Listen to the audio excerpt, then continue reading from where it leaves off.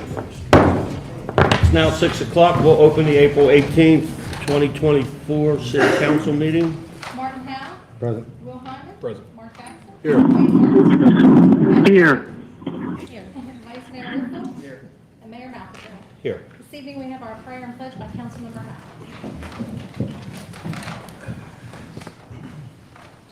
Please bow your heads. Heavenly Lord, please watch over us today as we do government work for the behalf of the city and the citizens of Clarksburg. And may everybody have a joyous evening and continue to get along and work well together as we continue forward. Amen. Amen. I pledge allegiance to the flag of the United States of America and to the republic For which it stands, one nation, under God, indivisible, with liberty and justice for all. Petitions, communications, and public hearings. Gary Rollins, 87 Pinewood Road, wishes to address council concerning waste management.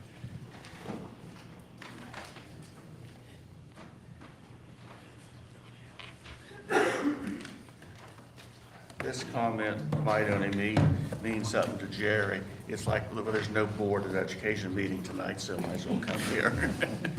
But anyway, my name's Gary Rollins, and Waste Management, you know, they must be making tons of money off of this city.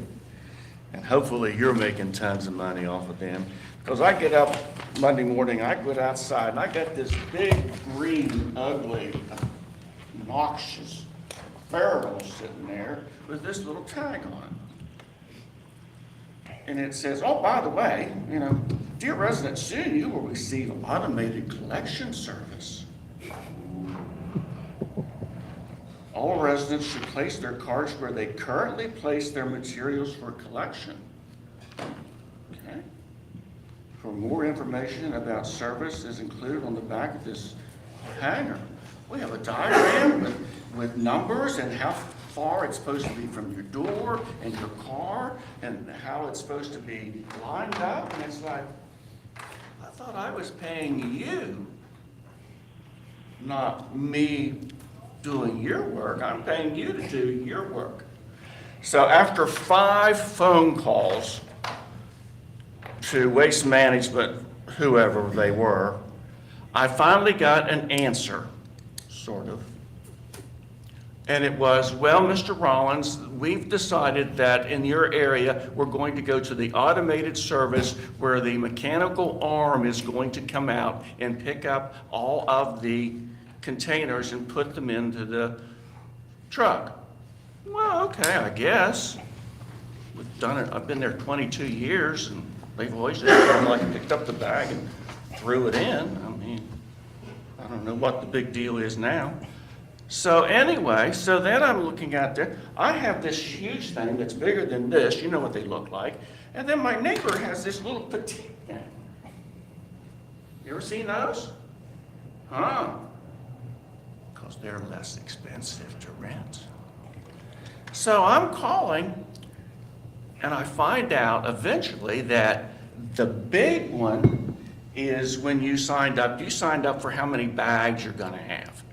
And I signed up for the max 22 years ago. And so they still think I'm having the max. And my neighbor, she just signed up for the minimum 1 bag, and she get this petite thing. So that's interesting. And the lady said, oh, I'm on seconds now? Well, you gotta be kidding. Done, Gary. Thank you, sir. That's the. And anyway, seriously, you're gonna make me sit down. No, I'm just teasing you. Anyway, What was it? can I continue? Absolutely, sir. Okay. You can So start over. anyway, so We're gonna finally give I- you a fresh 5 minutes. How's that? Oh, thank you. Yeah, because I got a baseball game to go to. So anyway, so this woman tries to convince me that everyone in my neighborhood receives the big ones. Ma'am, I just told you, my neighbor has a small one, my other neighbor has a small one, I have this humongous one. Well, that's not right, sir. But anyway. Oh, and then by the way, there was a few neighbors that didn't get either one. Oh, but they were like, well, I was supposed to get one. Okay. Now let's get down to the cost. Monthly cost for the big, humongous one is like $74, $75. Is that what your bill is? Tell me you want the small one, because it's only 50. And I guarantee you, there's lots of folks out there, maybe elderly or single, just like myself, oh, they need a small one. They don't know that they are stuck with this huge thing. You think they're gonna come out and say, but, by the way, we're gonna save you $25 and just let you have the small one. Yeah, sure. So I don't know when their contract comes up again, or their bid comes up again, or however it's handled, but it's not good. Then one more thing, then I will sit down, because it's related. There's an ordinance that says those big green things have to be away from the sidewalk and whatever. One of these days, when none of you have nothing to do, drive up and down Milford Street. Just drive up and down Milford Street and start passing out tickets, I guess. I don't know what you're supposed to do, but here's one. It's really nice. Look how pretty this is. Look how pretty this is. Look how pretty that is. That's right across from the animal clinic. Look how pretty that is. Clarksburg, we're trying to revitalize Clarksburg. Okay, we will. Look how nice that looks. Oh man, let's bring in more businesses and more people to live in Staley. Look, yeah. Okay, I'm done. Thank you. Thank you, sir. Now I'm going to a baseball You gotta quit game. having all those big parties at your house. Then maybe they'll give you a little one, Gary. You know me better than that. You know me better than that. Thanks, Gary. Thank you, folks. Yes, I'm sir. going off to a baseball game. I'll catch it online. Andrew, 418 South Holden, wishes to address council concerning opioid funding fairness bridge money.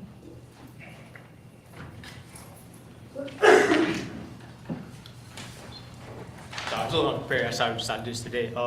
Yeah, opioid funding, I read online about how the money's supposed to go towards help get people off addiction, help get people, housing, basically sort of like help people that actually has addiction. Even I read online, Mr. Jackson, what you said about, about homelessness and drug addicts, stuff like that. So how is the money, as the public, going to expect that the money's going to get appropriated? I'm sorry, I'm not going to words, but go to where it's supposed to go. Whenever you all say something, city commissioner says something different. You all say something, they do something different. They say something, you all do something different. Then you got people like Mr. Ramsey who got 17 felony drug counts, never been to jail on one of them. Just got caught with 14.6 grams of fentanyl sitting on his lap by Clarksburg PD, who again, never went to jail for it, never went to prison, out on probation right now for it. Now how I know this because he's my own cousin. That's how I know all this right here. And I even with this up. 27 felony misdemeanor driving offenses. Never been to prison or jail on none of them. 4 felony battery charges, never went to jail on none of them. 4 felony shoplifting charges, only went to prison 1 time on shoplifting charges. So, how can we expect change whenever you say something, they say something different. They say something, y'all say something different. Then we see Clarksburg PD doing something different. So, how can we expect the opioid money going towards where it's supposed to whenever the city commissioner saying they're buying local, I think it's all local, whatever, say, spending money on a car, up to $50,000 setting aside for a car, to help get whoever they point to research, as they call it, to help with homelessness or help with, drug addicts. So, $50,000 for a car, would it be cheaper just to give them a gas card? Let them use their own card? Whenever we see that change is not happening due to, not saying all cops are bad, but doing a bad cops, I'm talking about the same thing with the state police, same thing with Harris County Sheriff's Department.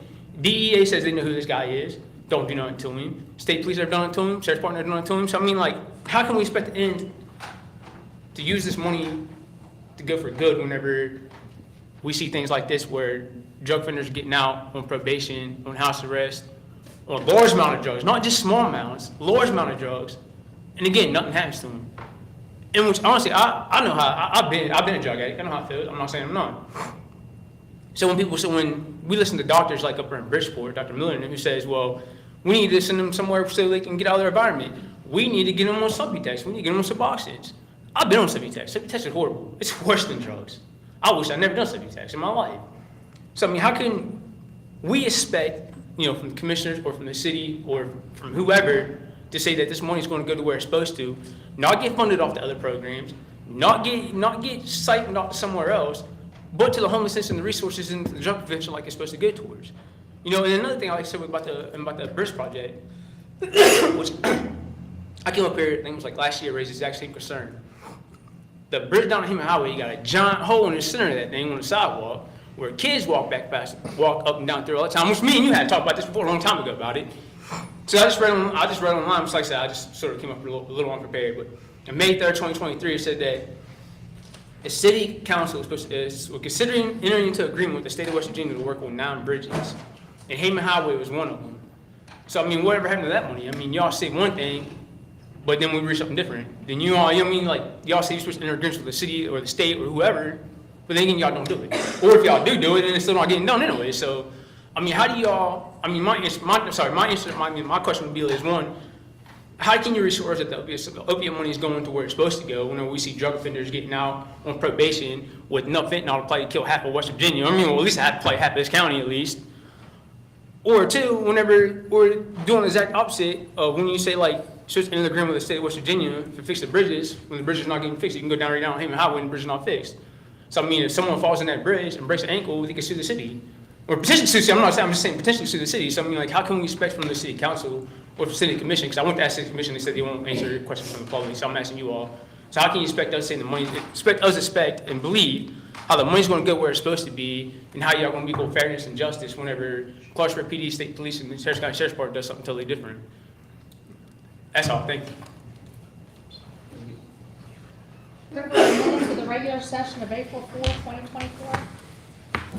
Move we approve the regular session minutes from April 4th, 2024. We got a motion and a second. All in favor? Aye. All opposed? Motion carries. City clerk's information, a zoning form in connection with an application to operate an ABCA licensed private club, private wine restaurant, or tavern was filed by Los Matroncas, Inc., 479 Emily Drive, and returned to the applicant on April the 12th, 2024. Unfinished business, consideration of second and final reading and public hearing of an ordinance of the city of Clarksburg to grant easement to Clarksburg Water Board for a portion of land to property being at Clarksburg Taxing District, Tax Map 20, Parcel 98, Harrison County, West Virginia. Notices appeared in the Clarksburg Exponent. We'll now open the public hearing. Anyone wishing to speak for or against may do so at this time. We'll now close the public hearing. Mr. Mayor, I'll make a motion to approve. Second. We have a motion and a second. All in favor? Aye. All opposed? Motion carries. New business, economic development plan presentation. Sit down to do our presentation. Before I do that, Council, this is Tommy Bailey. We talked about during budget time, he is helping with economic development through Apex Consulting, and I'm going to go sit and have a presentation for council.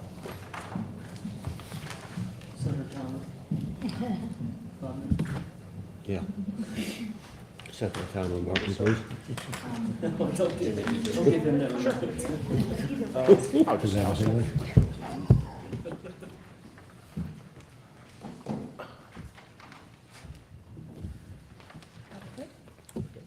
Perfect. So I had mentioned during budget time, council, we were working on creating an economic development plan for the city. So we'll just move forward with the PowerPoint presentation. So the agenda. Hold on one second, please. Let's move that mic down so that everybody that's watching can hear this, please.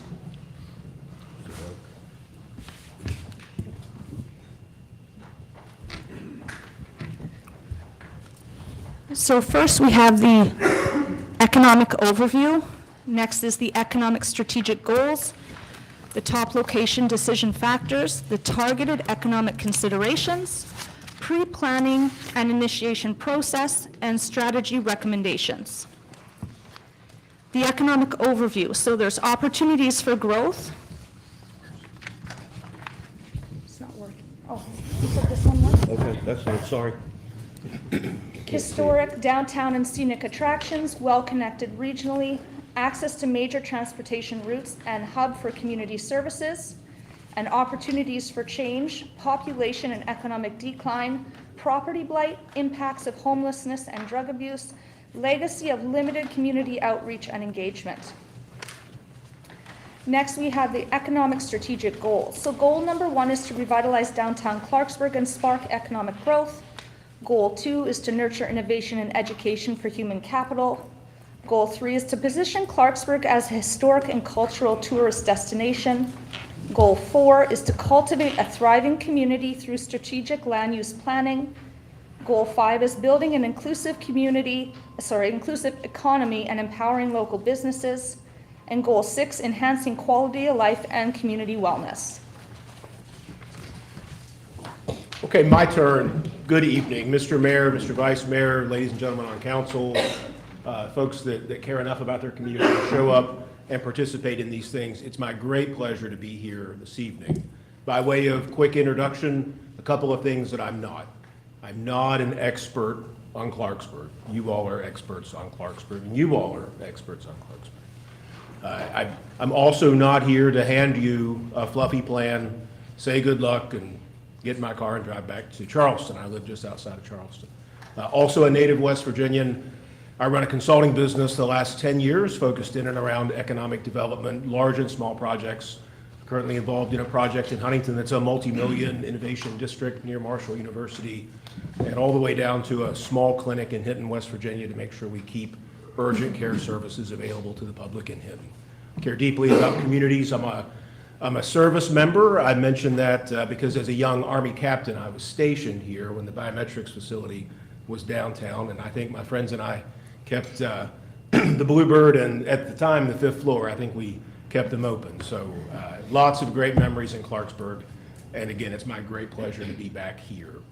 I'm going to walk you through some information, and again, I try not to admire problems too long. Again, you all are the experts, but I do want to highlight some things. Much of the data that I have, and we believe in data, is pulled from a source that was given to me from Insight Market Analysis that Tiffany has access to. So as a briefer, and I've learned this from years and years of briefing in the Army, I'll point out a couple of things, happy to pause and take questions. It is a conversation with me and not a one-way dialogue. What I like about this is it gives an overview. It talks about where we're going to start, and it looks at it from a business perspective. What does a prospective business care about when they look for location services? And there are some things listed here. I like to highlight things that we can actually have some influence over. Availability of office space and buildings for redevelopment. So making sure that we maintain an active inventory of available property and we communicate those things effectively. I think a lot of that's already happening, which is great news. But it's also something that has to occur on an ongoing basis. I also want to point out the competitive incentives and resources. That is something you, city government, and you, citizens, can certainly unite, and we have ideas for what that looks like. But again, it's what kinds of incentives you can offer prospective businesses, government agencies, others, to be a part of the community.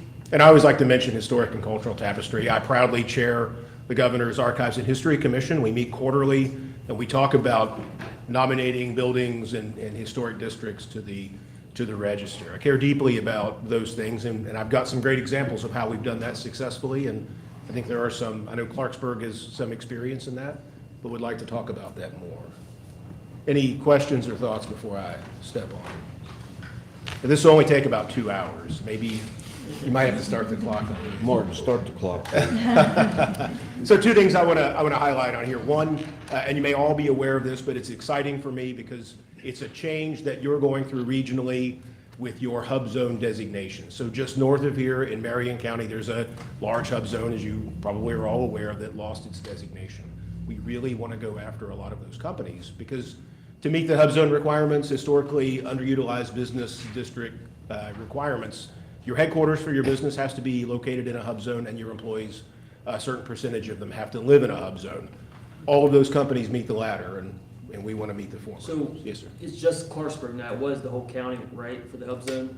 So yeah, Clarksburg is still a designated hub Jane zone. Lou, and then north of Marion County, you said? Is that- Yeah, so the one in Marion County, including much of Fairmont, is no longer in a hub zone, and part of what is Bridgeport. But I can get you the exact boundaries. It's Yeah, I think I looked at the map. It changed like July of last year. It did, that's exactly right. And they base it on census tracts. The other thing I want to mention here is you are in an opportunity zone If you're like me and you're not either a tax attorney or you're not a Department of Treasury officer, we're learning, but we've worked in them before. An opportunity zone is a designation by U.S. Treasury. It allows private investment for tax incentives in certain regions.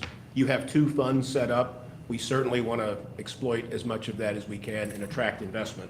There's some great examples of things going on in the state, southern West Virginia, where opportunity zones have hundreds of millions of dollars, and it provides startup capital for companies that want to come in and invest. And it becomes like a micro banking source, privately managed. But simply put, you can invest in an opportunity zone and avoid and sometimes completely eliminate capital gains taxes and other things. So we want to make good use of what Clarksburg already has designated. Questions here? And I'll step on again. So this is a very wordy slide. It's one of those things I consider just leaving in the leave behind with you. Again, not going to read this to you, but any good process is transparent. Any good process communicates intent, and any good process changes as it goes. So where we start certainly isn't where we're going to finish, and the only constant really is change. So I'll give you a second to look at that.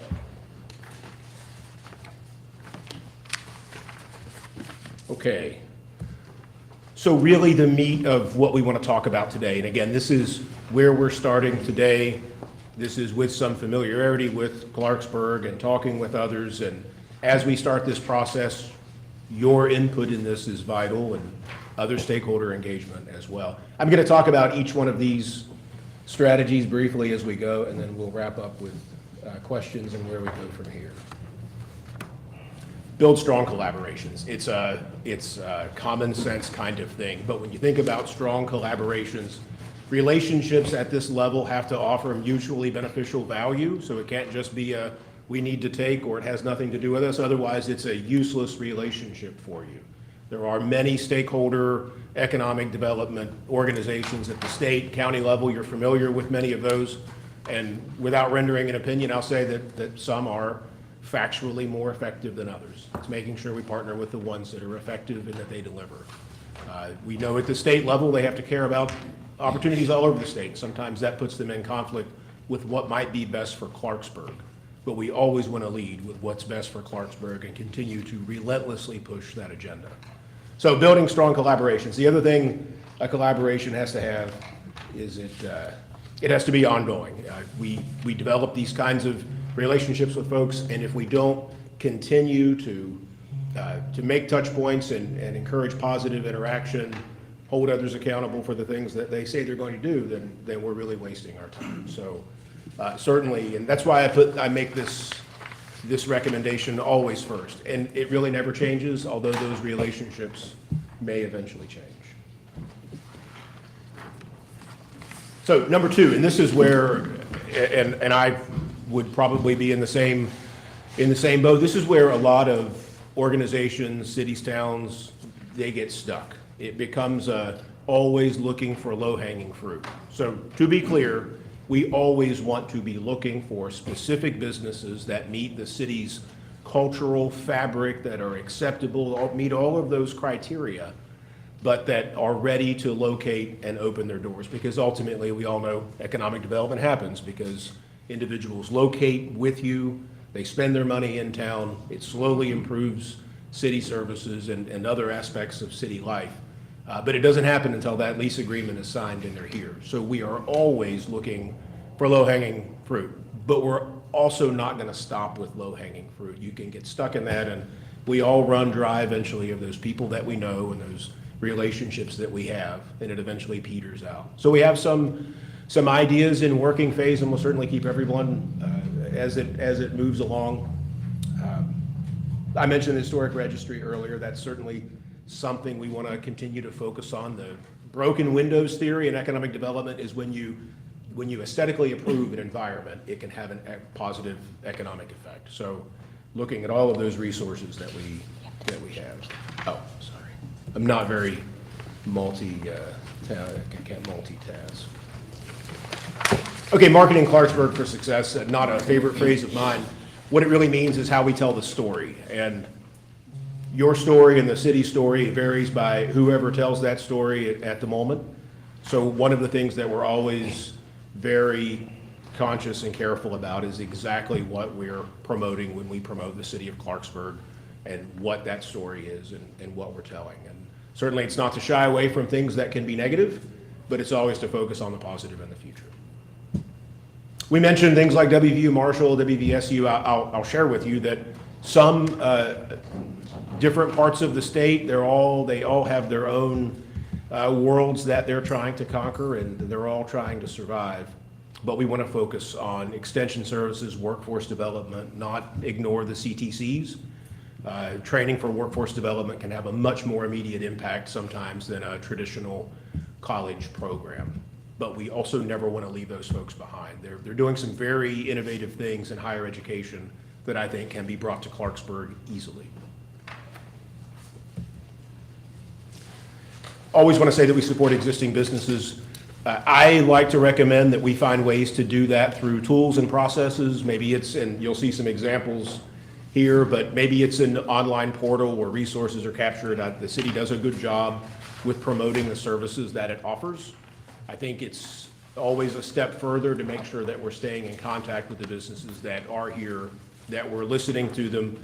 Sometimes a heard voice is really all that it takes. So we say this to always emphasize that business retention is a key part of any strategy.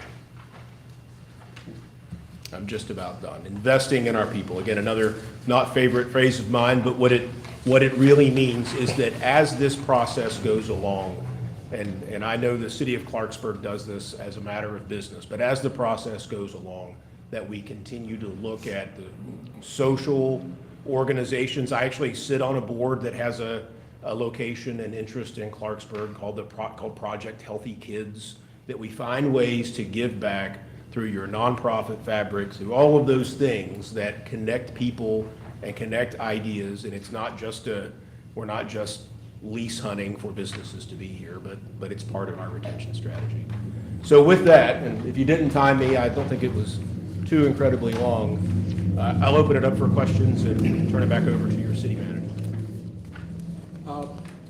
Over the last 10 years, since we've been pretty much ravaged with this whole drug epidemic and things, what projects in small towns like Clarksburg have you worked on that have shown to be successful, regardless of the drug problem and the homeless issues? So I've worked on a number of things, and in fact, in my experience right now is quite a bit of work in behavioral health care. I think anyone working in healthcare in the state can ignore behavioral health care because of our problems. A couple of examples. So I mentioned the clinic in Hinton. They offered Suboxone, but they offered no behavioral health services. So believing in evidence-based and wraparound services when you're providing a service that relates to anyone that is suffering from the disease of addiction, that you have services baked into everything you do from primary care. And to answer your question, what we're doing in primary care is ensuring that behavioral health services are advertised and that we track the progress and that they're always available. Other things that we do that again can be controversial depending on where it is. We all have a not in my backyard kind of opinion when it comes to certain parts of this population, but I have seen and been part of some recovery homes that have amazing success stories. I very much believe in what this population is capable of doing in their recovery, and I'm a big fan of finding ways to do that. But it also comes with a lens of accountability. I think part of what you all will do expertly when they come in town is to make sure that you're holding them accountable and that they're not causing trouble. But recovery homes can be a great resource. And finally, it's connecting individuals. Many of your first responders are going to have more interaction with that population than even treatment centers. But it's making sure that they have access to treatment centers and can connect them directly. Often, as a best practice, we want individuals to leave their home environment and recover in a treatment center that is not at home, because sometimes part of the trauma of home is part of what has led them to substance use disorder. So it's always through the availability of information and connecting them with resources. Yeah, thank you. That's a great question. What collaborations have you seen with the city and, say, like the Board of Education or School Board Authority on the building of a new school? I haven't had anything directly yet. Happy to get into that conversation. Most of what I have dealt with directly so far, or through your city manager, is really around the economic development agency at the state and regional level, and looking at it that way. But I'm trying to find that avenue to where we can work with the Board of Education to keep the Northview School here, which obviously the time is ticking on that. We have, they said 2 years, but we don't have 2 years. We probably have 6 months to have something working towards. And I just know a new school, we have new housing developments, everything can go right next to it. sure. So that's something that is, big topic of discussion now, countywide, and it's something that we can just forget about it and it'll go away, and we will forget, once the last second, we'll show up and be like, hey, and we'll do that again. Yeah. And that will be successful, know that, so. So I'll certainly add that to what I do, and without promising any miracles, we'll make the, sometimes louder trumpets make the difference. So I'll certainly add that to what I do. Thank you. Thank you. You mentioned the fact that it's like a not in my backyard, the NIMBY mentality of putting these facilities in the city of Clarksburg, and I think most people that I speak to agree that when you create a hub of treatment and recovery, it doesn't create desirable effects because, to use one of our speakers earlier about these trash cans, it seems like, we love to create ordinances and write law, but we have trouble enforcing it. So how does the city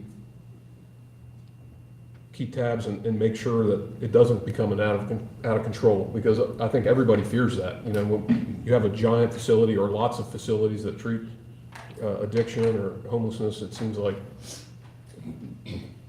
not all the time it creates the desired effect that we want to see.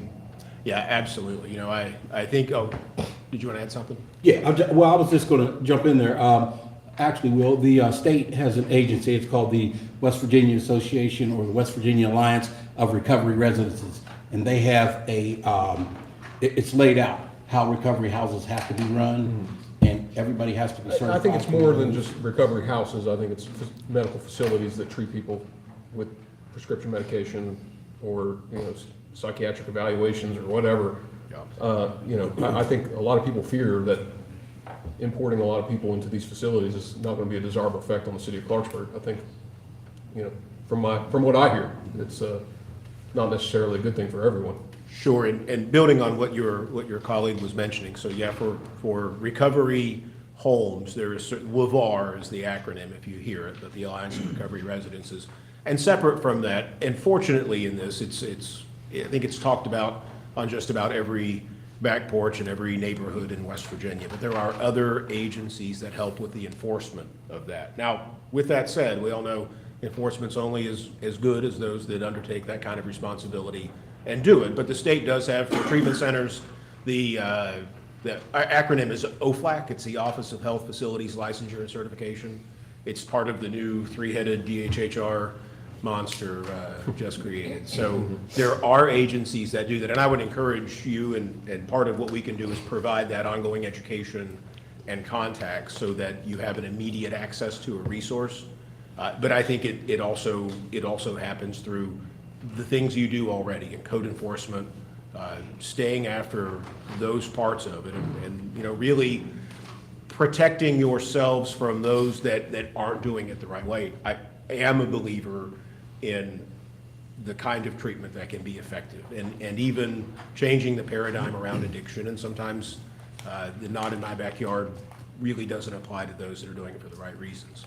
But it's access to resources, continuing education, and doing what you do best, and that's enforcing city ordinance and listening to your citizens.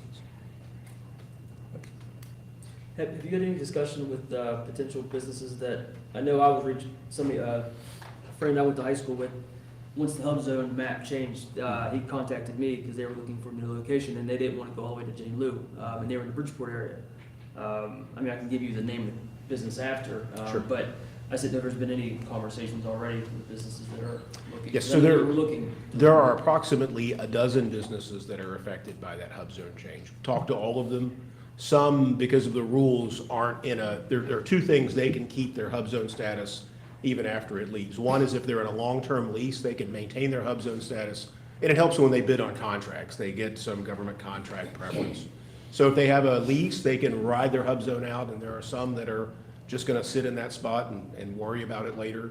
And then if they're working on active contracts that they won by being a hub zone business, then they, for the period of performance and any extensions of that contract, they can maintain that status. So you have a group of them that aren't worried about it today, even though if I owned one of those businesses, I would worry about it today.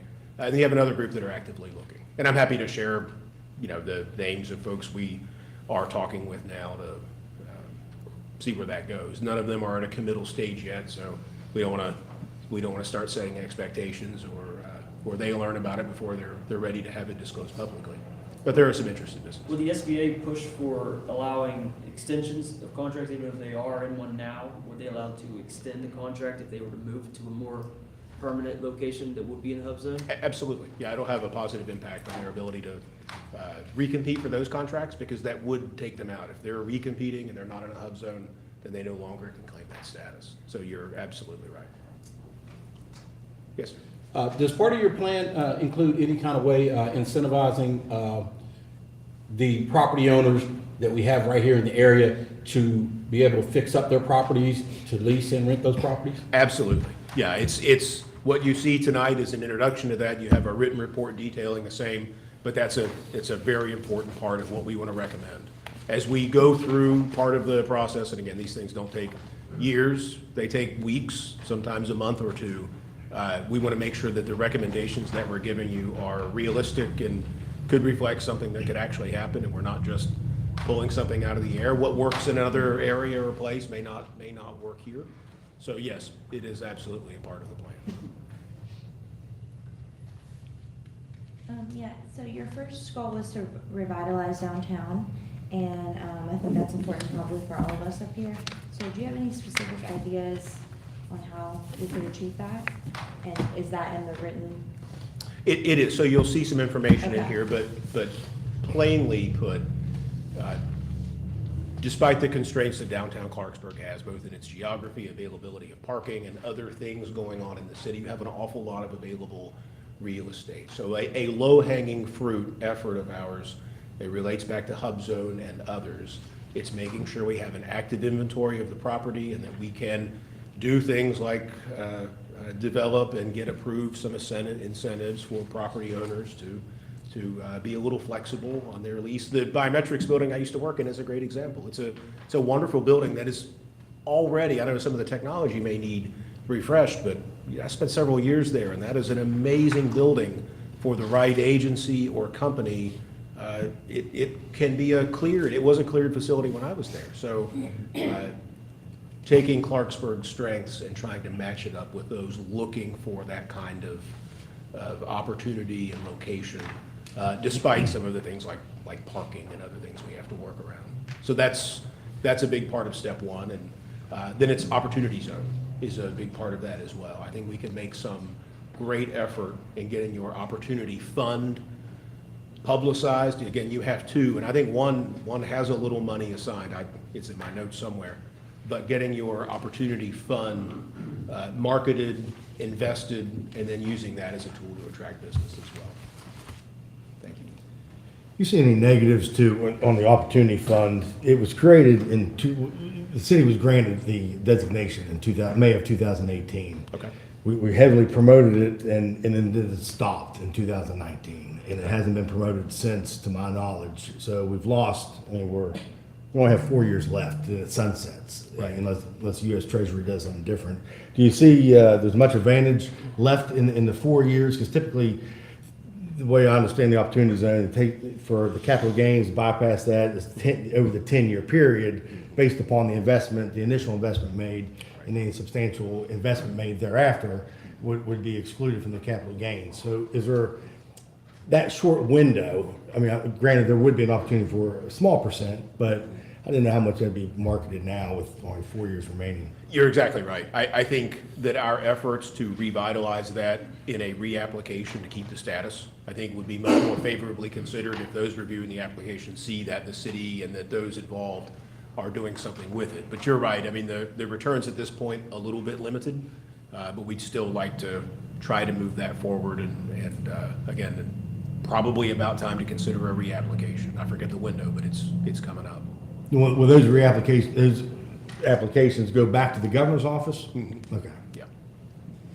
When we talk about revitalizing downtown, we talk a lot about these buildings right here on Main Street. But what about revitalization of the communities and the neighborhoods around the downtown area? Oh, I mean, absolutely. I think it's part and parcel of all of those things. And there are a lot of great examples of downtowns that never really reach what others may feel is their potential, but the city sees a revitalization because the outskirts of the city, the housing areas and others see some growth. I know it gets into complicated issues in zoning and other things like that, but absolutely it's a consideration. And I think from having looked at this much more carefully recently, that there are some opportunities in the outskirts of the city to maybe attract other businesses that may not want to be a part of the beautiful downtown.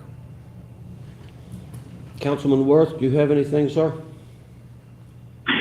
Yes, I had a question in reference to the land bank. Would the land bank play a good role in providing added incentives to to developers that want to take advantage of the opportunity zone? Absolutely, yeah. That's on the short list. Do you know anything? Yes, so we passed the land bank and the auction list just came out. We're identifying some properties in the city, including properties downtown, to purchase at the auction. If they're below a certain threshold, we get first right to those properties. Other ones that are higher, we're still going to bid on if we find any appropriate properties, and those will be put into the land bank, and we will be able to use these in our economic development revitalization process. Anyone else? Have you, obviously your background and also the historical section of it too, what formula have you seen that works best to get some of these bigger buildings rehabbed? I know the Empire Building, it's got owners now, and one way to solve their fire marshal problem was, I think they're going to be building an exterior stairwell to the building. Has there been any other formulas of success have you seen that a building like that size and those sprinkler type problems? Have you seen these formulas that, I have, and certainly it depends on, we all know that the strictures around historic integrity, and it really depends on if the building is on the registry, they have all these, the state government, leave it to them to make it as complicated as possible, but for good reason. The strictures around why a building or a piece of property is on the registry is important to what can be done to the property. For that kind of building, and I'll say first from the city's perspective, I've seen great success in downtown areas getting entire sections of the downtown added to the registry. I don't know, I remember looking at the addresses in Clarksburg, but certainly that's something we want to capture. If there's any part of your downtown that we can make a case for the state, at least 50 years old, the building, I can get everybody the criteria. It's not overly complex. But what we want to do is work with the State Historic Preservation Office, and they can say definitively, looking at the structure, yes, you can do that, no, you can't. And then the other two incentives that aren't utilized like they should be are grants that come through. We generally dole out about $1 million a year in grants throughout the state. And civic organizations are eminently eligible for that kind of rehabilitation work. And also for private owners, there's a lot of tax incentive for them to get something pushed through the commission. So I would be happy to make those connections to the state. They are incredibly good at working with cities, counties, private landowners, and making sure that they're fully utilizing that status.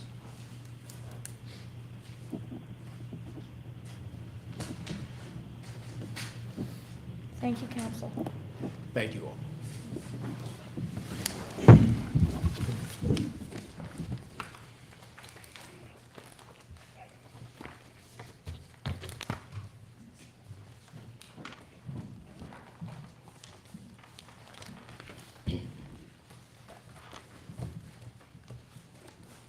Consideration of first reading of an ordinance adopting personnel and administrative policies and procedures manual to be dated May 3, 2024. Mr. Mayor, I move we approve an ordinance adopting personnel and administrative policies and procedures manual to be dated May 3rd, 2024. Second. We have a motion and a second. All in favor? All opposed? Aye. Motion carries. Consideration of first reading of an ordinance of the City of Clarksburg to amend and reenact Article 937 of the codified ordinances regarding industrial use of the sanitary sewer system.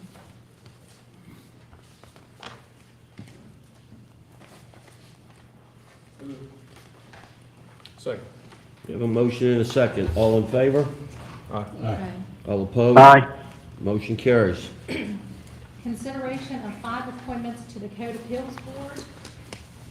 Mr. Mayor, I'll make a motion for Nicholas Wright to be approved to the Code Appeals Board. Second. Council, we were going to put all of them unless there's an issue on one I was resolution. going to do them individually unless anybody had any issues with that.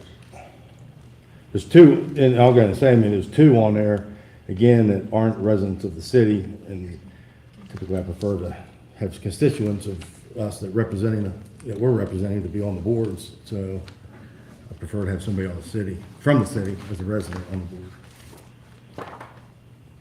The regulations don't require this appointees to be residents. They're more focused on that they have some long history of building and construction knowledge. That's why these people were chosen to be on the board. And I require 5 to enact the BOCA board, and because we are going forward, we have budget money and grant money put in for demolition of houses. There may be some appeals coming forward, and this board needs to be put together right away. We've put out the ad at least twice, if not 3 times. We've never got one application, unfortunately. So I tried to actively find 5 people that were willing to volunteer their time and have a vast construction knowledge. So I would encourage council, we can add more members up to 7, but to make sure this board is enacted, I would encourage council to put these these volunteers through.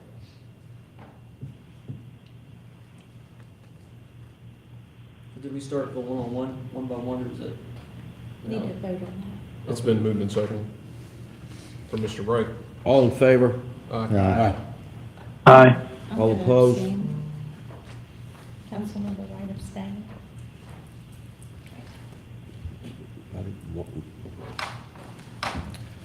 Can we get a couple?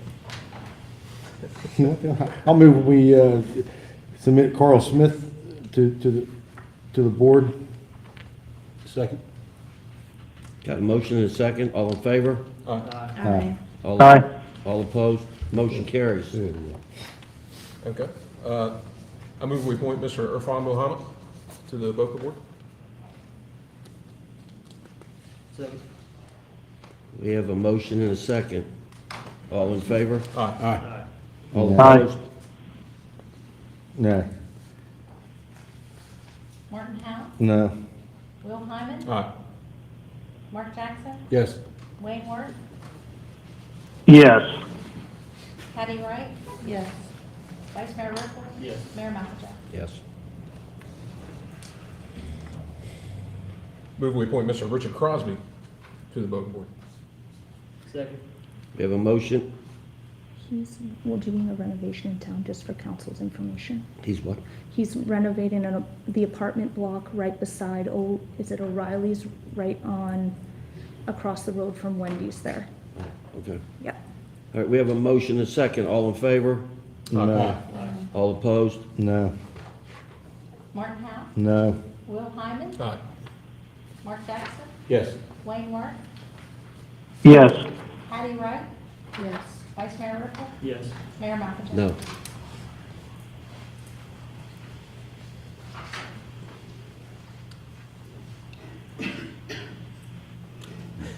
I make a motion that we appoint Jared Knight to the BOCA board. I'll get involved here. Second. We have a motion and a second. All in favor? No. All opposed? No. Martin Howe, No. Will Hyman, Aye. Mark Jackson, Yes. Wayne Worth, Aye. Patty Wright. Yes. Vice Mayor Whipple. Yes. Mayor Mike. No.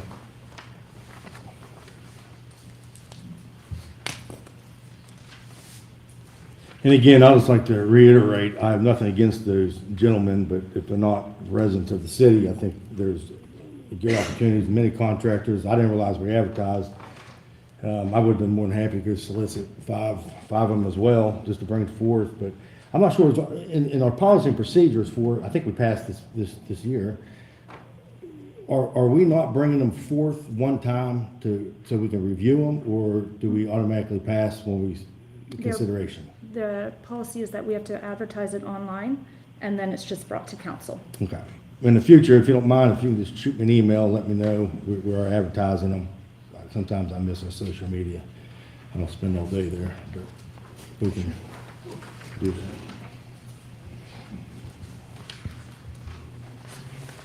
Consideration of review, evaluation of city manager. Mr. Mayor, Sure. I'd like to make a motion to table the evaluation. Yeah, I'm not sure if all the council knows, but the contract clearly states that Section 7, the city council shall review and evaluate the salary and performance of employee every year during the month of July. And, I mean, obviously it's April, so I don't know what the urgency was if we're following the contract. I guess if I may, I brought this up with the city attorney, and it seemed like there was an agreement between the city attorney and Madam Fell and the mayor to make it go through. I mean, I'm not terribly opposed to it, but I wanted to make sure we weren't violating the contract, and it seems like we're okay, so I'll. You all are free to do as you please with this. You can modify the contract, or you can hold it to the contract and table it this time. Either way is fine. I mean, I think it's a tough situation. I mean, July, you get, possibly, new council members that could not make an evaluation. So I remember when we first got on, we had a evaluation pay raise very early on. We couldn't make a fair or unfair decision if we wanted to. I mean, we just didn't have the time. I think in July, it wouldn't, if there is new council members, now, if they all stay up here, then that evaluation, I think, would be fair, but new council members would not have any, a fair assessment, no time to really review that. Well, then I think at the very least, we should be a year in June. When did you start? June 15th? Beginning of June, and the election is May 14th. So we would still, I mean, anybody up here would still be able to vote in June. Well, I thought you said it was gonna be there. If we wait till the year, it'd be in July, though, right? The contract says July, but I mean, if that's an issue about a new council, then let's bring it forth in June. Yeah, she was hired in June. Yes, as long as it's before a new, not to take anybody else's opinion or any other possible council members, but I just think that would be fair to wait that. So as long as it's before new candidates possibly come in, then I'd be in favor of whatever. Well, but if the issue was, sticking to the contract, and we're willing to go away from the contract from July to June, then why don't we just go ahead and take care of the business while we have the business at hand? I guess that's why we vote. Well, I'm gonna make a second to Councilman Howell's motion to table it, just so we can discuss that. And, so with that said, I think we should table it, because, I mean, if we're gonna follow the contract, we might as well follow the contract. So I guess I'm the only one who reached out to the attorney? Well, I mean, I guess, I guess. I have the same concern. No, well, I guess my question is, well, how did it get on the agenda if it says July? I mean, how did it get there? Did you call the attorney and ask? I did not, no, I called when I read the agenda. Well, I guess that's my, I guess that's my issue. Okay. So we have a motion on the floor to table. And Wayne seconded. All in favor of tabling? Well, here it started, so. All in favor? Aye. Aye. Martin Howe, Yeah. Will Hyman, No. Mark Jackson? No. Wayne Worth? Yes. Patty Wright? Yes. Vice Mayor Riffle? No. Mayor Mafferty? No.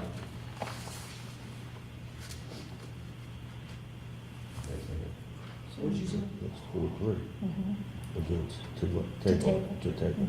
Okay. Now, consideration of review of the evaluation of the city manager. I think Kathy has a question. Oh.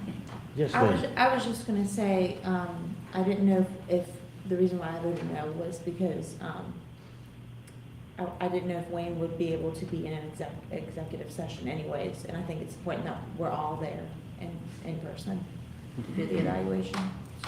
Just wanna put that out. Okay. Okay. Now to consider the evaluation. Yep. Okay, so consideration of review and evaluation of the city manager, executive session anticipated.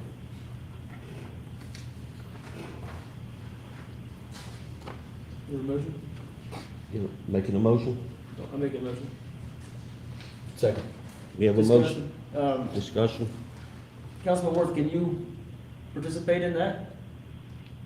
No, I'm not going to participate in that. I mean, you can't take any action anyway in executive session. I mean, unless you feel like you all need me for that, then you could call me, from the, I guess, where you're going to have the executive session. I mean, either way, I'm fine, but.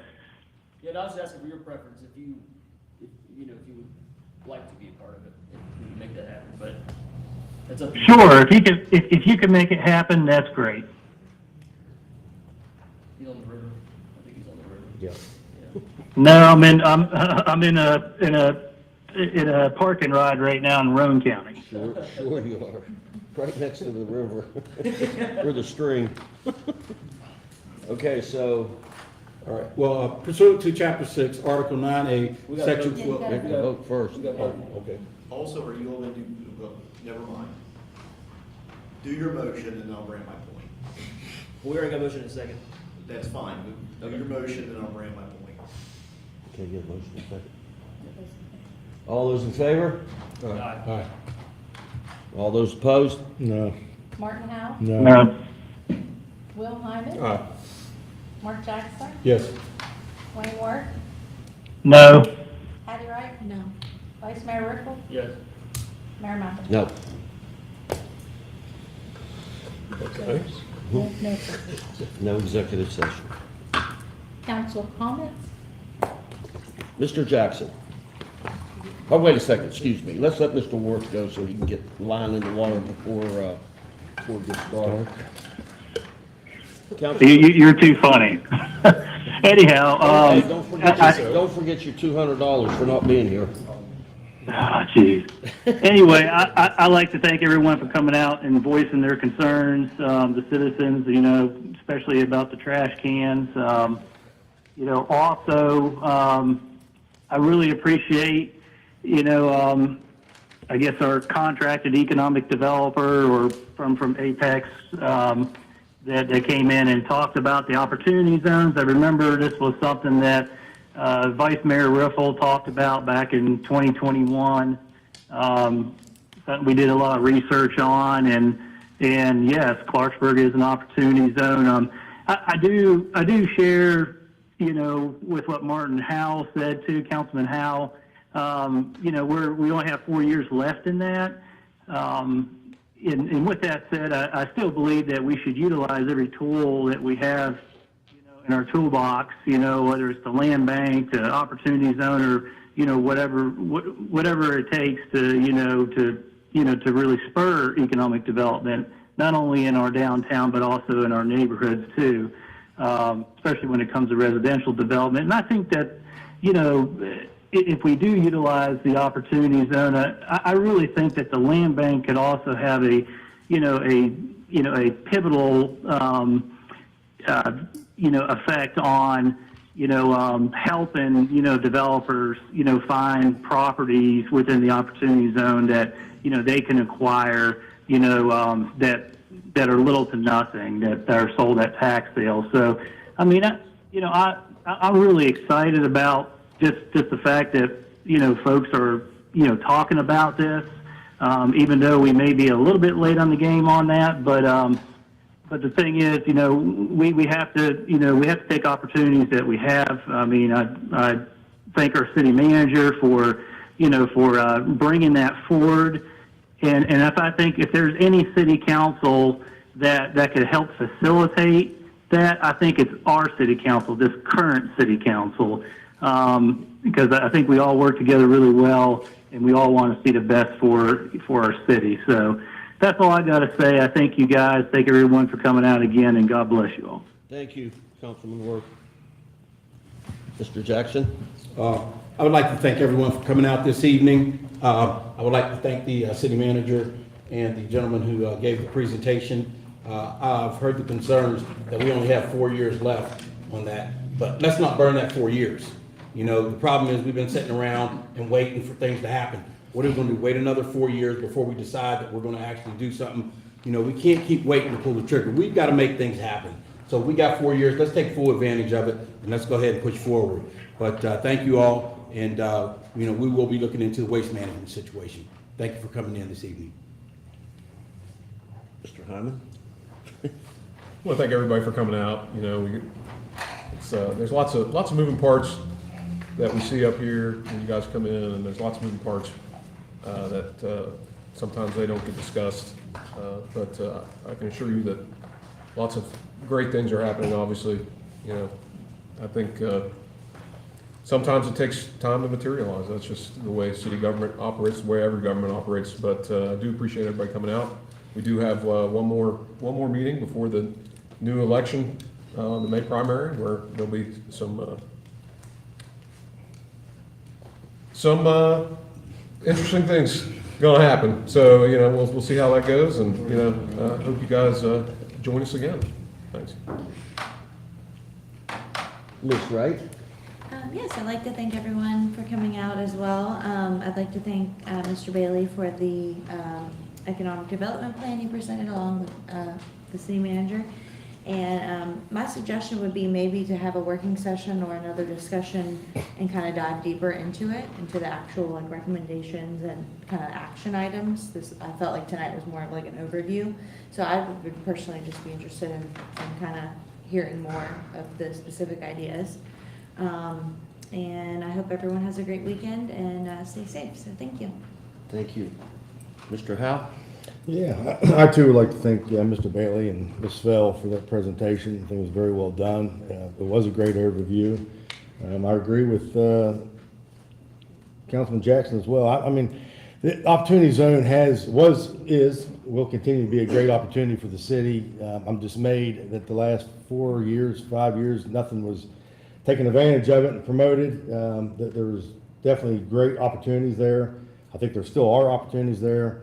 What I'd recommend is to bring Tom Amon in, and I can give you a few other names as well to come in. I'm not so sure how many council members truly understand what the Opportunity Zone is, but I think a good overview for them would be very helpful, just in case you're out speaking to somebody, you run across somebody, or even at a conference and they have equity and capital that they're ready to spend somewhere. It'd be good to understand it on a high level, to be able to speak proficiently about it.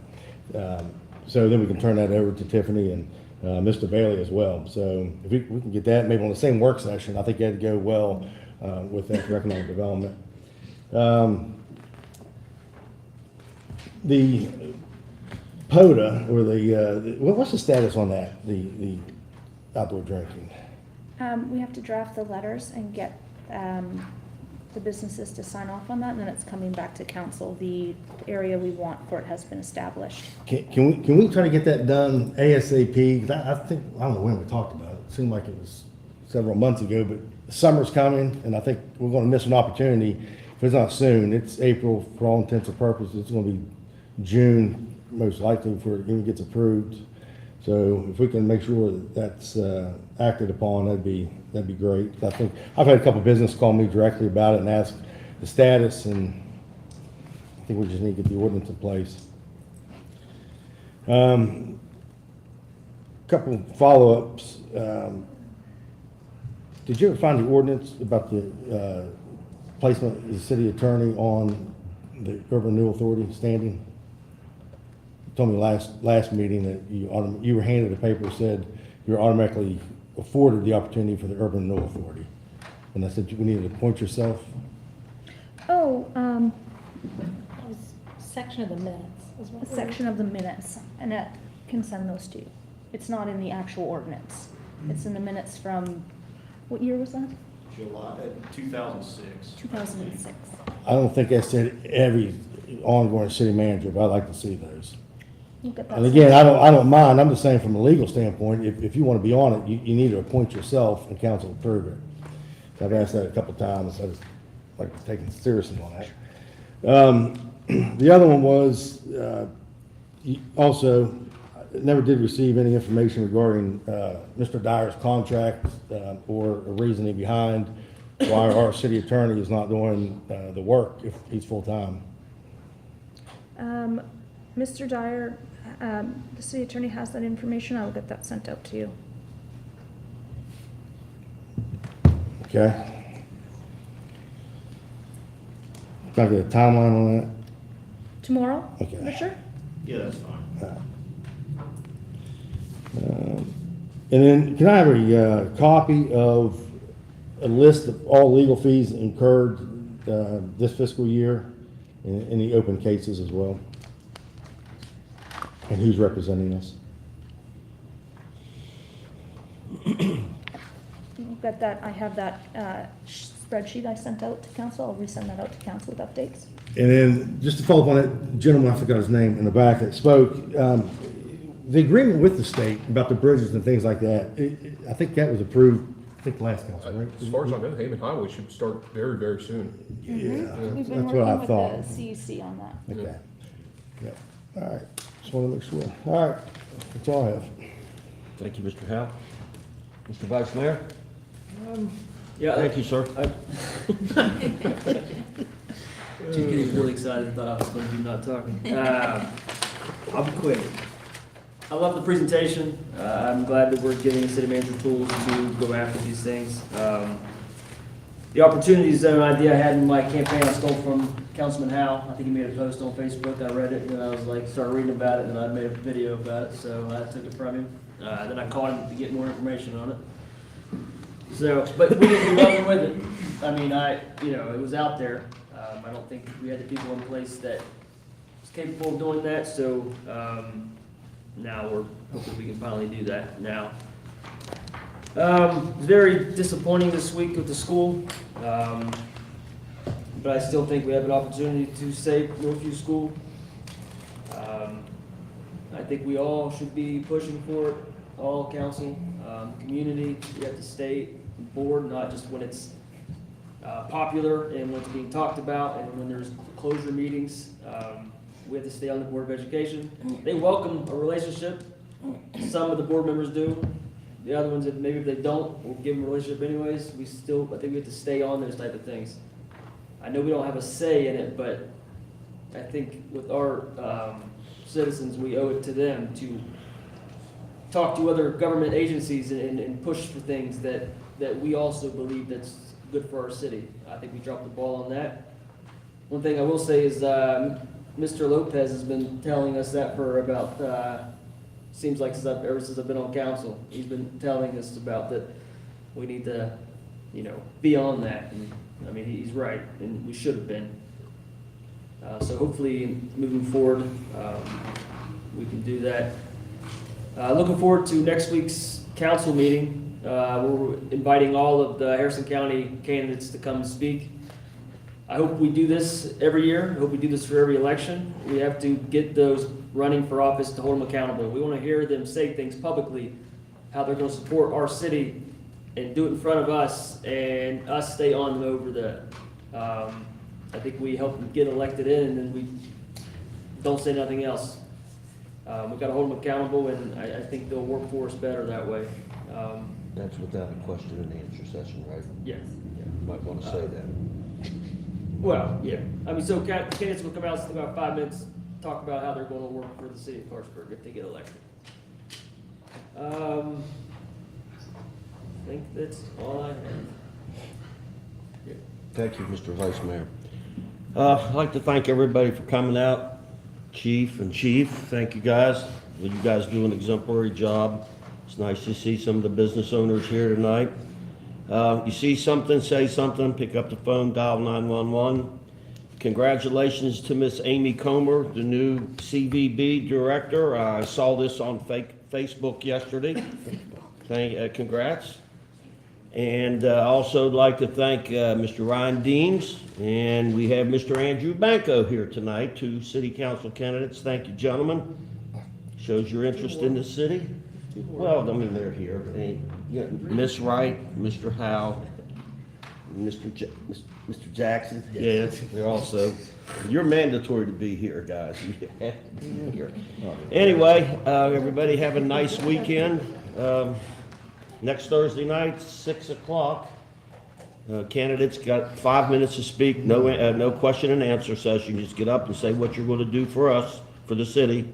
And so nobody's going to be able to pin you against the wall or. It's not for council candidates. Yeah, and it's not for council candidates, by the way. It is not. It is not for council candidates, just for everybody else, so. With that, are you saying those, what about them? No. No council no because it would council be- candidates at all, Yeah. okay. And with that, call for adjournment, Move to adjourn. Second. we're adjourned, thank you.